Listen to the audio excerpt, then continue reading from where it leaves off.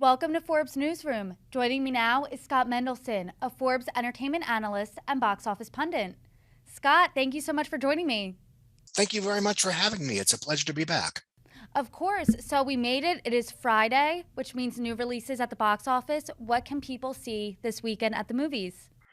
The primary new release is 20th Century Studios' Barbarian, which is an original horror film about a young woman whose Airbnb or B&B gets double booked. And no spoilers because the marketing's been very cryptic, but there's Yes. something finicky going on in the basement. I saw that. Do you think it's too early for studios to be releasing horror movies, or is Labor Day never?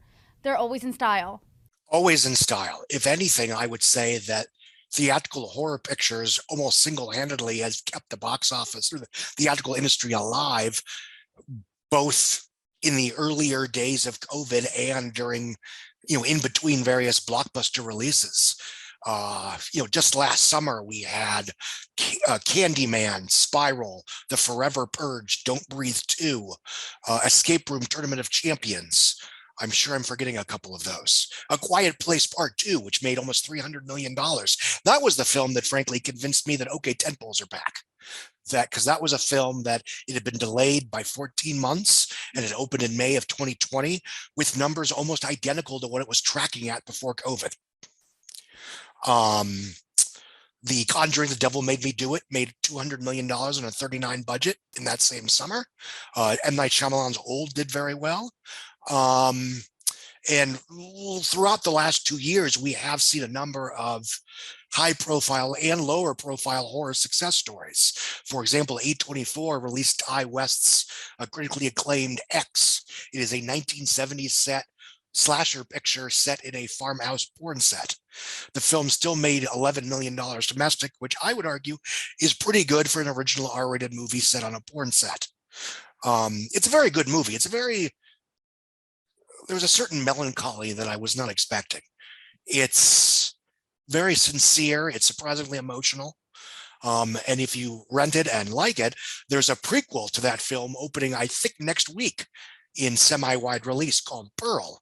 And without going into details that would give away X or Pearl, that is a prequel to the film.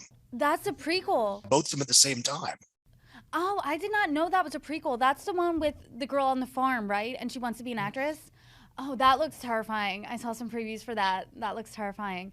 So yeah, Barbarian, I don't think it's going to blow open the doors box office wise, because again, it's still a star-free, original, hardcore horror picture. But the buzz has been out for a while. Disney screened it at the San Diego Comic-Con earlier this year, and they've been screening it pretty early to get the word out. But for a movie like that, 10 million bucks would be a triumph. It was not an expensive picture. It might be leggy just because it's the only game in town for a while. And in a in a rational world, absent COVID-related post-production delays, the big movie this weekend was supposed to be New Line Cinema and Warner Brothers' Salem's Lot, which is an adaptation of Stephen King's classic novel about vampires in a small town. So either way, we were going to get a horror film this weekend. And why was Salem's Lot bumped? Production delays related to COVID post-production hiccups. Same reason as Black Adam. It is unfortunately, does not have a release date at this point. But to my knowledge, that has nothing to do with the quality of the picture or any concerns about marketing. I did see a trailer at this year's CinemaCon and it played fine. So you were saying that it's always a good time to release a horror movie.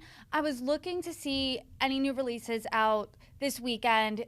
In select theaters and on streaming is a movie called About Fate, and it's an engagement wedding movie set place on New Year's Eve. Why? What is the rationale behind that being a rom-com being released in September? It reads more like a holiday movie. Honestly, when it comes to home video / VOD, I'll be honest, I don't know the thinking. I mean, I'm good at, in terms of theatrical releases and why you release what and when, but for something on streaming, I think it's just a matter of keeping the content mill relatively full. Got it. And I know that's a terrible answer, so I apologize. No, no, it makes sense. It makes sense because I would still watch it. So, Fair. of course, And yeah, I mean, we've obviously had a lack of big scale or even mid budget rom coms in theaters over the last several years. But Netflix has frankly picked up the slack because that's sort of the one Hollywood like genre that, because they're relatively inexpensive, because they're character and dialogue driven and high concept, that they can make streaming romantic comedies that generally approximate the genuine Hollywood article. Um, I know they had their Summer of Love back in 2018, where they had, To All the Boys I Love, Set It Up, The Kissing Booth, et cetera, et cetera. And I would say that theatrical romantic comedies have been better at spawning franchises for Netflix than a lot of their big budget stuff. that's true. That is true. So, do you think that Barbarian will be the winner at the box office this week simply because there's not too many other options?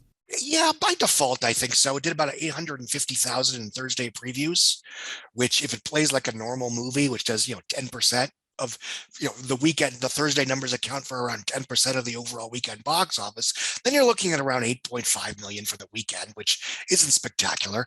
It's possible that good buzz and general interest could fuel walk-ins to the, maybe get it over 10 million, but I don't think we're looking at a giant breakout smash here. But I don't think we ever were. 10 would have been good, 15 would have been a miracle. And new release or not, what are you recommending? If someone can only see one movie this weekend, what are you recommending they see? Barbarian, so I have something good to write about this weekend. Good. Well, I'm good news. I'm going to see it on Sunday, so we can talk about it Monday. Fair enough.